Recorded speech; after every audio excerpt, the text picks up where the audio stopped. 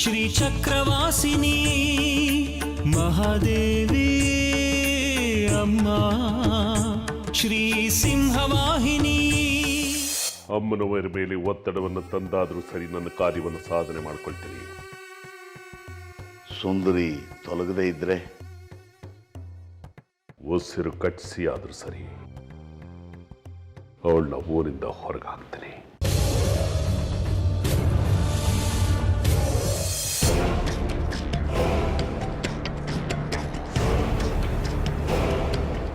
ಏನೋ ಇದು? ವಿದ್ಯಾಶಂಕರ ತಂದು ಕೊಟ್ಟಿದ್ದು. ಇದನ್ನ ಇದ್ರೊಳಗೆ ಪಾಯಸನ ಮನೇಲಿ ಮಾಡಿದ್ದಂತೆ. ವಿಶ್ವಾಸಕ್ಕೆ ಅಂತ ತಂದುಕೊಟ್ಟ, ಕುಡ್ದಿದ್ದು ಆಯಿತು. ಇನ್ನೇನಾದರೂ ಪ್ರಶ್ನೆ ಇದೆಯಾ?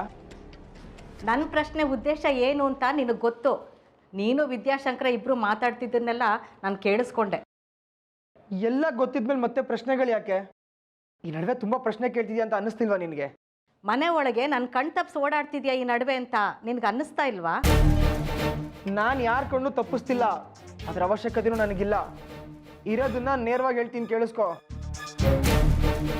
ಇದನ್ನ ಸುಂದರಿ ಕಳಿಸಿದಾಳೆ, ಅದಕ್ಕೆ ನನ್ನ ಜೊತೆ ಇಟ್ಕೊಂಡಿದ್ದೀನಿ. ಅದನ್ನ ಇನ್ನೂ ತೊಳೆದಿಲ್ವೋ?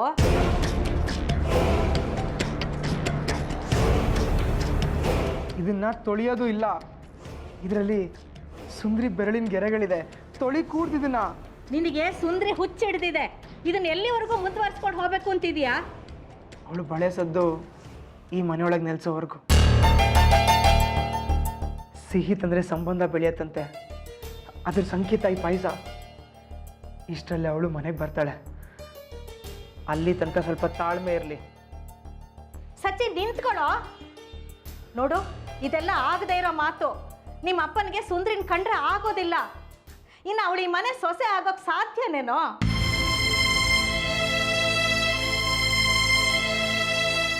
ಒಲವು ಮೂಡಬೇಕಾಗಿರೋದು ಅವಳನ್ನ ಕೈ ಹಿಡಿಬೇಕಾಗಿರೋ ನನ್ನ ಮನಸ್ಸಲ್ಲಿ, ಅಪ್ಪನ ಮನಸ್ಸಲ್ಲ.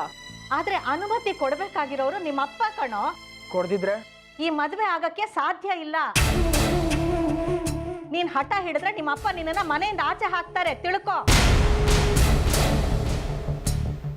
ಹೊರಗೆ ಹಾಕೋದಿಕ್ಕೆ ಈ ಮನೆ ಅವ್ರದ್ದಲ್ಲ, ಪಿತ್ರಾರ್ಜಿತ.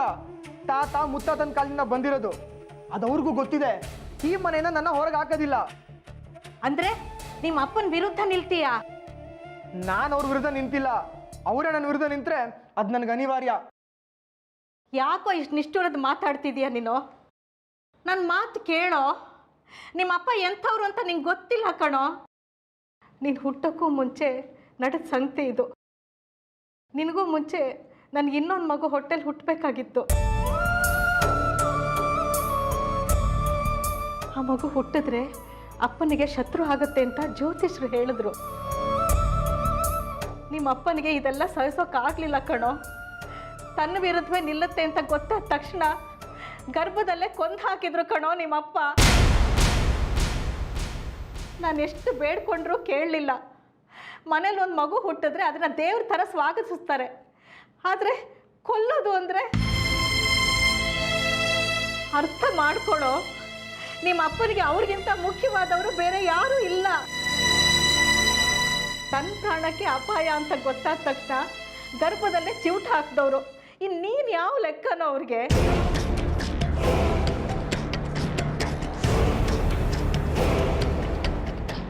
ಗರ್ಭಹತ್ಯಾ ದೋಷ. ಇವರು ನಡೆದಾಡೋ ಅಮ್ಮನವರು. ಅಮ್ಮ ಗರ್ಭಕ್ಕೆ ಎದುರಿಸೋ ಶಕ್ತಿ ಇರಲಿಲ್ಲ, ಅದಕ್ಕೆ ಸತ್ತೋಯ್ತು. ಆದರೆ ನಾನು ಗರ್ಭದಲ್ಲಿಲ್ಲ, ತಲೆಯಲ್ಲಿ ಬುದ್ಧಿ ಇದೆ, ರಟ್ಟೆಯಲ್ಲಿ ಶಕ್ತಿ ಇದೆ. ನನ್ನ ಬಗ್ಗೆ ತಲೆ ಕೆಡ್ಸ್ಕೊಬೇಡ. ಈ ಸತಿ ಬಂದರೆ ಪಿತೃಹತ್ಯಾ ದೋಷ ನನಗೆ ಬರಬೇಕು.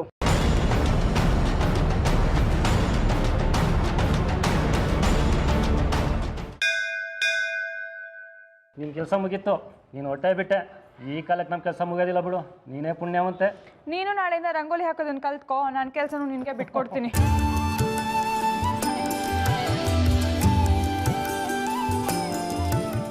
ನಿನಗೇನಾಯ್ತು? ನನ್ನ ನೋಡಿ ಯಾಕೆ ಆ ಕಡೆ ತಿರ್ಕೋತಿದ್ಯಾ? ಏನಿಲ್ಲ. ನನ್ನ ಜೊತೆ ಮಾತಾಡಲ್ವಾ? ದಿನ ಅದೇ ಮಾತು, ಮತ್ತಿನ್ನೇನು ವಿಶೇಷ?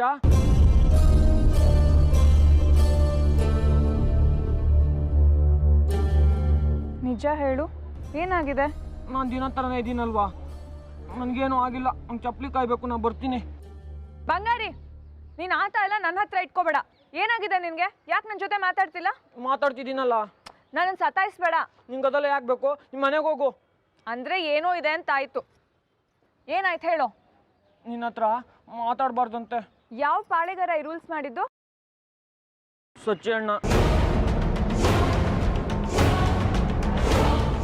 ನಮ್ಮಿಬ್ಬರ ಮಧ್ಯೆ ಅವಂದೇನಂತೆ?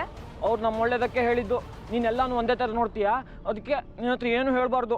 ಏನು ನಡೀತು ಹೇಳೀಗ, ಆಮೇಲೆ ಮುಂದಿನ ಮಾತು. ಎಲ್ಲ ನಿನ್ನಿಂದನೇ ಆಗಿದ್ದು. ನೀನು ದೇವಿನ ನಿನ್ಸ್ಕೊಂಡು ಮಾತಾಡ್ತೀಯಲ್ವಾ, ಅದಕ್ಕೆ ಶಾಸ್ತ್ರಿಗಳು ಸಿಟ್ಟಾಗಿದ್ದಾರೆ. ಅದು ಹಳೆ ವಿಚಾರ. ಅದಕ್ಕೂ ನೀನು ನನ್ನ ಜೊತೆ ಮಾತಾಡೋದಕ್ಕೂ ಏನು ಸಂಬಂಧ? ನಿನಗೆ ಮಾಮೂಲು. ಆದರೆ ನಾನು ನಿನ್ನ ಜೊತೆ ಮಾತಾಡಿದ್ರೆ ಅವ್ರು ನನ್ನ ಚಪ್ಪಲಿ ಕಾಯೋ ಕೆಲಸದ ತೆಗೆದಾಕ್ತಾರಂತೆ. ಆ ಸಚ್ಚಿದಾನಂದ ಬಂದಿದ್ದೀನಲ್ಲ ನಿಂಗೆ ಹೇಳದ್ನಾ? ನನಗೆ ಬುದ್ಧಿ ಹೇಳಿ ಬಡವ ಹಾಳಾಗಬೇಡ ಅಂತ ತಿಳಿಸಿ ಹೇಳಿದ್ರು. ಸಚ್ಚಣ್ಣಂಗೆ ನಮ್ಮಂಥವ್ರು ಕಂಡ್ರೆ ಕರುಣೆ. ದಡ್ಡ, ನಿನ್ನ ಮೇಲೆ ಕರುಣೆಯಿಂದ ಹೇಳಿರೋದಲ್ಲ ಕಣು ಸಚ್ಚಿದಾನಂದ. ಅವನಿಗೆ ನನ್ನ ಮೇಲೆ ಕಣ್ಣು. ನಾನು ಇನ್ನೂ ಚೆನ್ನಾಗಿದ್ದೀವಲ್ಲ, ನಮ್ಮಿಬ್ಬರ ಮಧ್ಯೆ ಪ್ರೀತಿ ಅಂತ ಹೇಳಿ ಕತೆ ಕಟ್ಟಿದ್ದಾನೆ. ನೀನು ಅದನ್ನೇ ನಂಬ್ಕೊಂಡಿದ್ಯಾ. ದಡ್ಡ ದಡ್ಡ.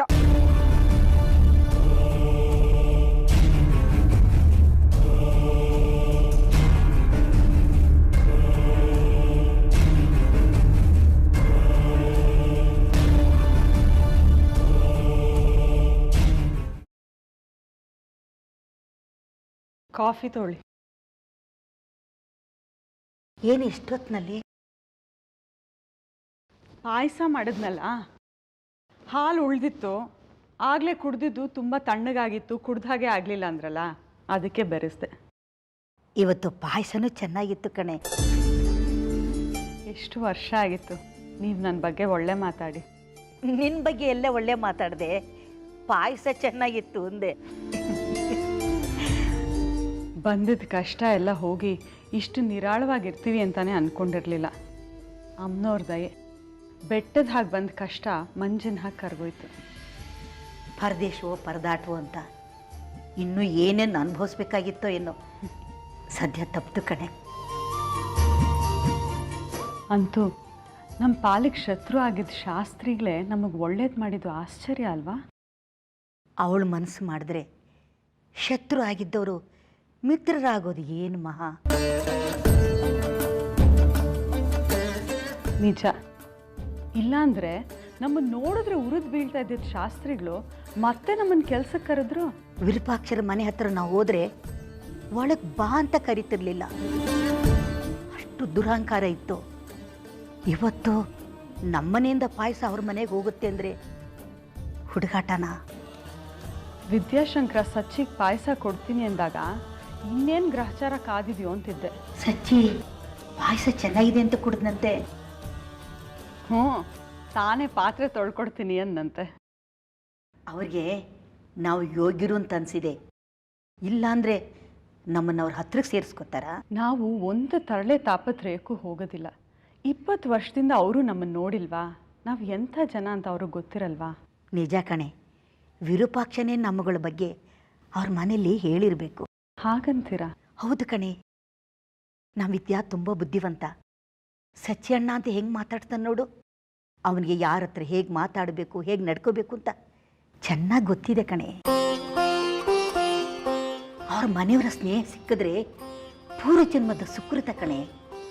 ಅವ್ರು ನಮ್ಮನ್ನು ಸರಿ ಸಮಾನರಾಗಿ ನೋಡೋದು ಬೇಡ, ಮನುಷ್ಯರು ಅಂತ ನೋಡ್ತಾರಾ? ತಾಯಿ ಕಣ್ಬಿಟ್ಟಿದ್ದಾಳೆ.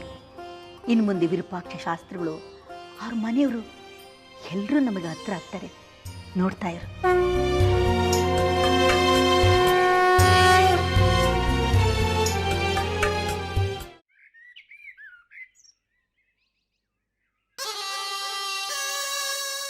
ಅಮ್ಮನವರ ಮೇಲೆ ಒತ್ತಡವನ್ನು ತಂದಾದರೂ ಸರಿ ನನ್ನ ಕಾರ್ಯವನ್ನು ಸಾಧನೆ ಮಾಡ್ಕೊಳ್ತೀನಿ. ಸುಂದರಿ ತೊಲಗದೇ ಇದ್ರೆ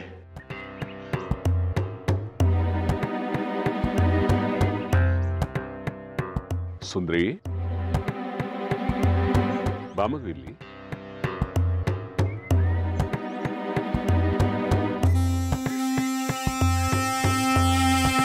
ನಿನ್ನೆಮ್ಮ ಬಾಯಿಲಿ.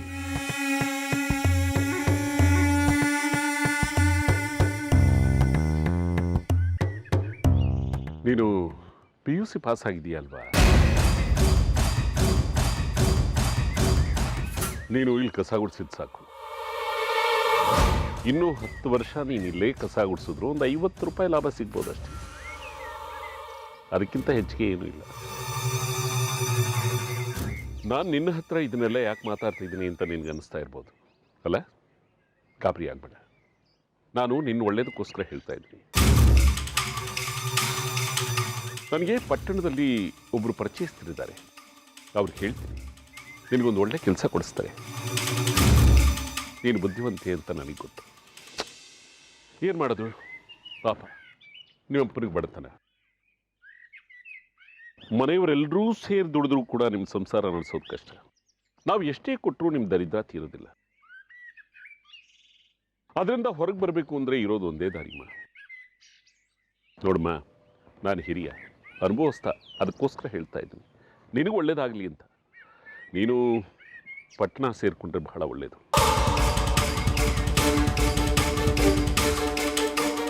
ನನಗೂ ನಿನಗೂ ಕೆಲವೊಂದು ಭಿನ್ನಾಭಿಪ್ರಾಯಗಳಿದೆ ನಿಜ, ಆದರೆ ಅದು ಬೇರೆ ಇದು ಬೇರೆ. ಪಾಪ ನಿಮ್ಮಪ್ಪ ಕತ್ತೆ ಚಾಕರಿ ಮಾಡ್ತಾರೆ, ಆದರೆ ಏನು ಪ್ರಯೋಜನ? ಏನು 3 ಕಾಸಿನ ಪ್ರಯೋಜನ ಇಲ್ಲ. ನೀವೆಲ್ಲ ಮಕ್ಕಳು ಬೆಳೆದು ನಿಂತಿದ್ದೀರಿ. ಅವ್ರನ್ನ ಮುಪ್ಪದಲ್ಲಿ ಚೆನ್ನಾಗಿ ನೋಡ್ಕೋಬೇಕಲ್ವ? ಚೆನ್ನಾಗಿ ನೋಡ್ಕೋಬೇಕು ಅಂದರೆ ದುಡಿಮೆ ಚೆನ್ನಾಗಿ ಮಾಡಬೇಕು, ಆಗಲೇ ತಾನೇ ಅದು ಸಾಧ್ಯ. ಪಟ್ಟಣದಲ್ಲಿ ಪಟ್ಟಣ ಚಟ್ಟಿ ಅಂತ ನನ್ನ ಸ್ನೇಹಿತ ಒಬ್ಬ ಇದ್ದಾನೆ. ಅವನಿಗೆ ನಿನ್ನ ವಿಷಯ ಎಲ್ಲ ಹೇಳಿದ್ದೀನಿ. ಅವನ ಹತ್ರ ಕೆಲಸಕ್ಕೆ ಸೇರ್ಕೋ, ಮುಂದೆ ಬಾ. ಏನಮ್ಮ, ಹೋಗ್ತೀಯಾ ಹೇಗೆ? ಹೋಗ್ತೀನಿ.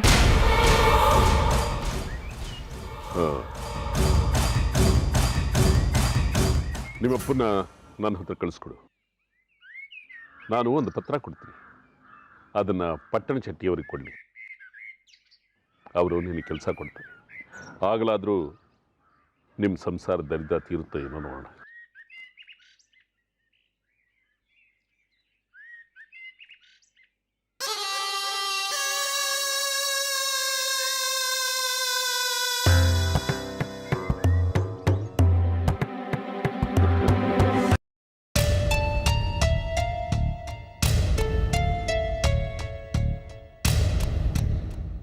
ಮಗ, ಏನು ಯೋಚನೆ ಮಾಡ್ತಿದೀಯೋ? ಅಮ್ಮ, ಪ್ರೀತಿ ಅಂದರೆ ನಿನಗೆ ಗೊತ್ತಾ? ಗೊತ್ತು. ಅದೇನು ದೊಡ್ಡ ವಿಚಾರನಾ? ಹಾಗಾದ್ರೆ ಹೇಳು, ಪ್ರೀತಿ ಅಂದ್ರೇನು? ಈಗ ಒಬ್ರಿಗೆ ಇನ್ನೊಬ್ರು ಕಂಡ್ರೆ ಇಷ್ಟ ಆಗತ್ತಲ್ಲ, ಅದೇ ಪ್ರೀತಿ ಅಂದ್ರೆ. ಇಷ್ಟ ಆಗೋದು ಅಂದರೆ? ನೋಡ್ ಮಗ, ಈಗ ನೀನ್ ಕಂಡ್ರೆ ನನ್ಗಿಷ್ಟ. ನಿನ್ನನ್ನು ಬಿಟ್ಟು ನಾನು ಊಟ ಮಾಡಲ್ಲ. ನೀನ್ ಬರೋ ತಡ ಆದ್ರೆ ನಾ ಮನೆ ಒಳಗಡೆ ಇರಕ್ಕಾಗಲ್ಲ. ನಿನಗೂ ಹಾಗೆ ಆಗತ್ತೆ ತಾನೇ? ಅದನ್ನೇ ಪ್ರೀತಿ ಅನ್ನೋದು. ನಮ್ಮೇಲೆ ಇನ್ನೊಬ್ರಿಗೆ ಪ್ರೀತಿ ಇದೆ ಅಂತ ತಿಳ್ಕೊಳ್ಳೋದು ಹೇಗಮ್ಮ? ಅದ್ರಲ್ಲೇನಿದೆ? ನಾವು ಏನೇ ತಪ್ಪು ಮಾಡಿದ್ರು ಅವ್ರು ನಮ್ಮ ಜೊತೆ ನಗ್ನಗ್ತಾ ಇರ್ತಾರೆ. ಅವ್ರ ಮನ್ಸಿನಲ್ಲಿರೋದೆಲ್ಲ ನಮ್ಮ ಜೊತೆ ಹೇಳ್ಕೊತಾರೆ. ಅವ್ರ ಕಷ್ಟದಲ್ಲಿ ನಮ್ಮನ್ನ ನೆನ್ಸ್ಕೋತಾರೆ. ಹೀಗೆಲ್ಲ ಆದ್ರೆ ಅವ್ರಿಗೆ ನಮ್ಮ ಕಂಡ್ರೆ ಪ್ರೀತಿ ಇದೆ ಅಂತ ಅರ್ಥ.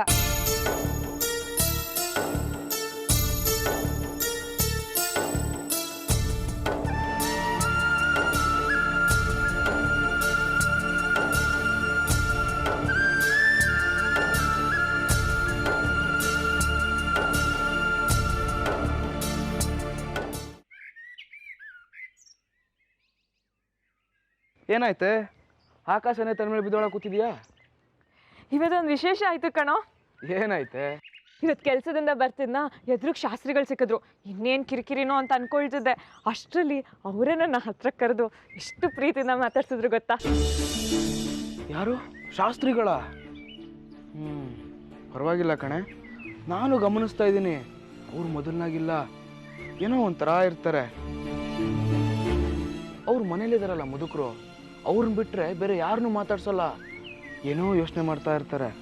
ಅವ್ರಿಗೇನೆ ತುಂಬ ದುಡ್ಡಿದೆ, ಆದರೂ ಸದಾ ಕೊರಗ್ತಾನೆ ಇರ್ತಾರೆ. ನಮ್ಮಷ್ಟು ನೆಮ್ಮದಿಲಿಲ್ಲ ಗೊತ್ತಾ? ಅವ್ರಿಗೇನು ಕಷ್ಟನೋ ನನಗೇನು ಗೊತ್ತು. ಆದರೆ ಅಷ್ಟು ಪ್ರೀತಿಯಿಂದ ಮಾತಾಡ್ಸೋದಲ್ದೆ ಪಟ್ಟಣದಲ್ಲಿ ಕೆಲಸ ಕೊಡಿಸ್ತೀನಿ ಅಂದರು ನನಗೆ. ಹೌದಾ? ಇಲ್ಲೇ ಇದ್ರೆ ಜೀವನಕ್ಕೆ ಬಿಟ್ಟು ಬೇರೆ ಏನೂ ಮಾಡ್ಕೊಳಕ್ಕಾಗಲ್ಲ. ಪಟ್ಟಣದಲ್ಲಿ ನನ್ನ ಸ್ನೇಹಿತರಿದ್ದಾರೆ, ತುಂಬ ಒಳ್ಳೆ ಜನ ಅಂತ ಅಪ್ಪ ಅವಾಗ ಬಿಡಿಸಿ ನಮ್ಗೆ ಹೇಳ್ತಿರಲ್ವಾ, ಹಾಗೆ ಹೇಳಿದ್ರು ಗೊತ್ತಾ? ನಿನಗೆ ಕೆಲಸನಾ? ಈಗ ಯಾಕೆ ಅದೆಲ್ಲ? ನಾನೇನು ಅವ್ರನ್ನ ಕೇಳಕ್ಕೆ ಹೋಗಿದ್ನಾ? ಅವರೇ ನಾನು ಕರೆದು ಕೇಳಿದ್ರು, ನಂಗೆ ಸರಿ ಅನ್ನಿಸ್ತು. ಆದರೆ ಅವ್ರ ಜೊತೆ ಮಾತಾಡಿದ್ಮೇಲೆ ಈ ಮನುಷ್ಯನ ತಪ್ಪಾಗಿ ತಿಳ್ಕೊಂಡೇನೋ ಅನ್ನಿಸ್ತು, ಅದಕ್ಕೆ ಕೇಳಿದೆ. ಅಕ್ಕ ನೀನು ಯಾವಾಗಲೂ ಹೀಗೆ ತಾನೆ, ಒಬ್ರ ಹತ್ರನೂ ನೆಟ್ಟಿಗೆ ಮಾತಾಡಲ್ಲ, ಸದಾ ತಕರಾರು ಎತ್ತಾನೆ ಇರ್ತೀಯ. ಇಷ್ಟು ದಿವಸ ಶಾಸ್ತ್ರಿಗಳ ಮೇಲೆ ಎಗರಾಡ್ತಿದ್ದೆ. ಹಾಗಲ್ವೋ, ಅವ್ರು ನಮ್ಮನ್ನು ಕೊಂಡ್ರೆ ವಿಚಿತ್ರವಾಗಿ ಆಡೋರು. ಅಕ್ಕ ಅವರೆಲ್ಲಿ ನಾವೆಲ್ಲಿ, ಅವ್ರ ಯೋಗ್ಯತೆ ದೊಡ್ಡದು, ನಾವು ಹೊಟ್ಟೆ ಪಾಡಿಗಾಗಿ ಬದುಕೋ ಜನ. ಅವ್ರ ಹತ್ರ ದುಡ್ಡಿದ್ದಾಗ ಅಹಂಕಾರದಿಂದ ನಡ್ಕೊಳ್ಳೋದಿದ್ರೆ ಅವ್ರ ಬೆಲೆ ಕಡಿಮೆ ಆಗುತ್ತೆ. ಅವ್ರು ಹಾಗೆ ಇರಬೇಕು, ನಾವು ಹೀಗೆ ಇರಬೇಕು. ನಿಜ, ನಾವು ಜನನ ತಪ್ಪಾಗಿ ತಿಳ್ಕೊತೀವಿ ಅಂತ ಅನ್ನಿಸ್ತು, ಅದಕ್ಕೆ ಕೇಳಿದೆ. ಸದ್ಯ ನಿನಗೆ ಜ್ಞಾನೋದಯ ಆಯ್ತಲ್ಲ, ಜೈ ತ್ರಿಪುರ ಸುಂದರಿ.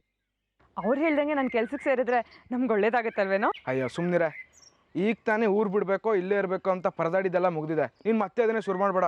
ಆದರೆ ನಂಗೆ ಅವ್ರು ಹೇಳಿದೆ ಸರಿ ಅಂತ ಅನ್ನಿಸ್ತಿದೆ. ನಿನಗೆ ಯಾವ್ದು ಬೇಕೋ ಅದು ಸರಿ ಅನ್ಸಲ್ಲ, ಬೇಡ ಅದೆಲ್ಲ ಸರಿ ಅನ್ಸುತ್ತೆ. ಈಗ ನಾನು ಏನು ಮಾಡಬೇಕಿತ್ತು? ಅಕ್ಕ, ನಮ್ಮ ಕಷ್ಟ ಕಳೆದಿದ್ದು ಸಚ್ಚಿ ಅಣ್ಣನಿಂದ, ನೀನು ಅವ್ರಿಗೊಂದು ಕೃತಜ್ಞತೆ ಸಲ್ಲಿಸ್ಬೇಕಲ್ವಾ? ನನಗೇನು ತಲೆ ಕೆಟ್ಟಿದ್ಯಾ? ನಾನು ಯಾಕೋ ಥ್ಯಾಂಕ್ಸ್ ಹೇಳಿ? ಅಪ್ಪನ ಮೇಲೆ ಬಂದಿದ್ದು ಅಪವಾದ ಅವನಿಂದ ಕಲಿತು ಅಂತ ನೀನು ಅನ್ಕೊಂಡಿದ್ಯಾ? ಬೇಕಿದ್ರೆ ನೀನೇ ಒಂದು ಬಕೆಟ್ ಪಾಯಸದ ಜೊತೆ ಅವ್ನಿಗೆ ಥ್ಯಾಂಕ್ಸ್ ಹೇಳ್ಬಿಡ್ಬಾ, ನನಗೂ ಇದಕ್ಕೂ ಸಂಬಂಧ ಇಲ್ಲ. ಅಕ್ಕ, ಆದರೆ ನಾನು ನಿನ್ನ ಸಚ್ಚಿ ಅಣ್ಣಂಗೆ ಭೇಟಿ ಮಾಡಿಸ್ತೀನಿ ಅಂತ ಮಾತು ಕೊಟ್ಟಿದ್ದೀನಿ. ನಾನು ಅವನ್ನ ಭೇಟಿ ಮಾಡೋದಾ? ಒಂದು ಥ್ಯಾಂಕ್ಸ್ ಹೇಳೋದ್ರಲ್ಲಿ ತಪ್ಪೇನಿದೆ ಅಕ್ಕ? ನನಗೆ ಅವತ್ತೇ ಹೇಳಿಲ್ವಾ ಅವ್ನ ನೋಟ ಸರಿ ಇಲ್ಲ ಅಂತ, ಅದಕ್ಕೆ ಅವನ್ನ ದೂರ ಇಟ್ಟಿರೋದು. ಅಕ್ಕ, ಈಗ ತಾನೇ ಶಾಸ್ತ್ರಿಗಳ ಬಗ್ಗೆ ಮಾತಾಡ್ತಾ ನಾನು ಅವ್ರನ್ನ ತಪ್ಪು ತಿಳ್ಕೊಂಡಿದ್ದೆ ಅಂತ ಹೇಳಿದೆ. ಹಾಗೆ ಸಚ್ಚಿ ಅಣ್ಣನ ಬಗ್ಗೆನೂ ತಪ್ಪು ತಿಳ್ಕೊಂಡಿರ್ಬೋದಲ್ವಾ? ಹೋಗೋ, ಅವನ ಹತ್ರ ಮಾತಾಡೋಕೆ ಏನೋ ಇದೆ ನಿತ್ಯ. ನಿನ್ ಬುದ್ಧಿನೂ ಇಲ್ಲ, ಸ್ವಾಭಿಮಾನನೂ ಇಲ್ಲ. ಅವ್ನು ಕೇಳ್ದಂತ ಹೇಗೆ ಒಪ್ಕೊಂಡು ಬಂದಿದ್ಯಾ? ನಾನು ಬರಲ್ಲ. ಅಲ್ವೇ, ನಾನು ಜೊತೆಲಿ ಇರ್ತೀನಲ್ಲೇ. ನಮ್ಗೆ ಉಪಕಾರ ಮಾಡಿದವ್ರಿಗೆ ಒಂದು ಥ್ಯಾಂಕ್ಸ್ ಹೇಳಿದ್ರೆ ಕಳ್ಕೊಳ್ಳೋದೇನಿದೆ ಹೇಳು? ನೀನು ಬದಲಾಗಲ್ಲ ಬಿಡು. ಅಲ್ಲಿ ಪಟ್ಟಣದಲ್ಲೆಲ್ಲೋ ಕೆಲಸ ಮಾಡ್ತೀನಿ ಅಂತೀಯಾ? ಚಿಕ್ಕ ವಯಸ್ಸಿಂದ ನೋಡಿ ಸಚ್ಚಿ ಅಣ್ಣನೇ ಮಾತಾಡ್ಸೋಕೆ ಭಯ ಪಡ್ತೀಯ, ಅದು ನಾನು ಜೊತೆಲಿರೋವಾಗ. ಇನ್ನು ಅಲ್ಲೆಲ್ಲೋ ಅಪರಿಚಿತರ ಮಧ್ಯೆ ಹೇಗೆ ಕೆಲಸ ಮಾಡ್ತೀಯಾ?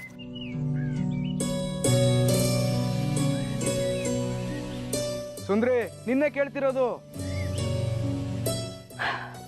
ಸರಿ ಆಯಿತು, ಒಂದ್ಸಲ ಕೈ ಮುಗಿದು ಬಂದ್ರೆ ಆಗುತ್ತಲ್ಲ. ನಿಮ್ಮ ಸಚ್ಚಿ ಅಣ್ಣಂಗೆ ಬರ್ತೀನಿ.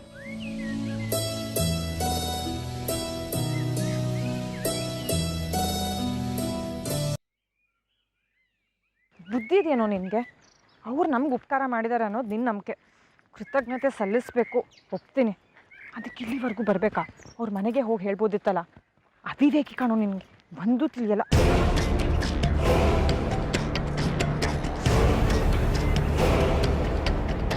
ಇದ್ರಲ್ಲಿ ಅವಂದೇನು ತಪ್ಪಿಲ್ಲ, ನಾನೇ ಇಲ್ಲಿ ಕರ್ಕೊಂಬರಕ್ಕೆ ಹೇಳಿದ್ದು.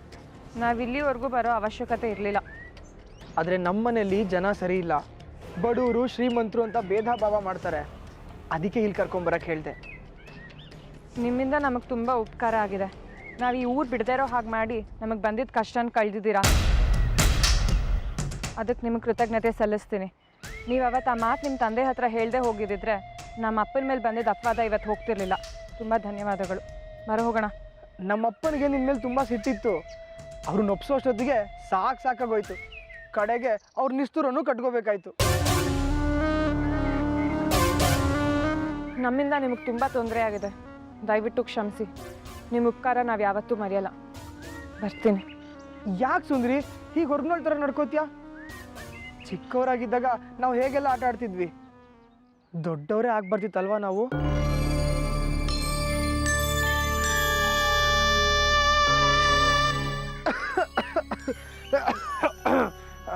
ವಿದ್ಯಾ, ಕಾರಲ್ಲಿ ಒಂಚೂರು ನೀರಿದೆ, ತಗೊಂಡ್ ಬಾ.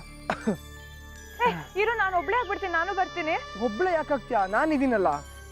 ನಾನು ಬರ್ತೀನಿ ಇರೋ. ವಿದ್ಯಾ, ನೀರು. ವಿದ್ಯಾ, ನೀನ್ ಯಾಕೆ ನನ್ನ ಜೊತೆ ಮಾತಾಡ್ತಿಲ್ಲ? ಸರಿ, ಇಲ್ಲೇ ಸ್ವಲ್ಪ ದೂರ ನಡ್ಕೊಂಡೋದ್ರೆ ಜರಿ ಇದೆ, ನಾವಲ್ಲಿಗೆ ಹೋಗೋಣ. ಇಲ್ಲ, ಅಪ್ಪ ಕಾಯ್ತಿರ್ತಾರೆ. ಸುಂದ್ರಿ, ನಿಂತ್ಕೋ. ಸುಂದ್ರಿ, ಒಂದ್ ನಿಮಿಷ ನಿಂತ್ಕೋ. ಸುಂದ್ರಿ, ನಿಂತ್ಕೋ. ಒಂದ್ ನಿಮಿಷ ನಿಂತ್ಕೋ.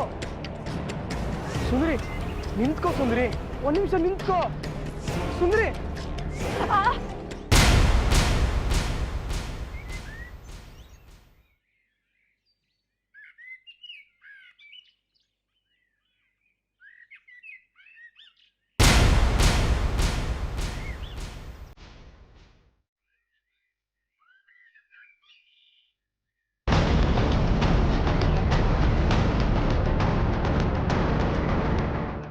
ಸಚ್ಚಣ್ಣ, ಸುಂದ್ರಿ ದೇವಸ್ಥಾನದಲ್ಲಿ ಚಪ್ಪಲಿ ಬಿಟ್ಕೊಂಡ್ಬಿಟ್ಟಿದ್ಲು. ನಾನು ಕರೆದೆ, ಅವ್ರು ನಿಂತ್ಕೊಂಡಿಲ್ಲ. ಓಡೋಣ ಅಂತ ಬಂದೆ, ಅಷ್ಟೊತ್ತಿಗಾಗಲೇ ಮುಳ್ಳು ಚುಚ್ಕೊಬಿಟ್ಟಿತ್ತು. ಬಾರೋ ಬಂಗಾರಿ ಹೋಗೋಣ, ಅಪ್ಪ ಕಾಯ್ತಿರ್ತಾರೆ. ನೋವಾಯ್ತೇನೆ. ಏನಿಲ್ಲ ಬಾರೋ.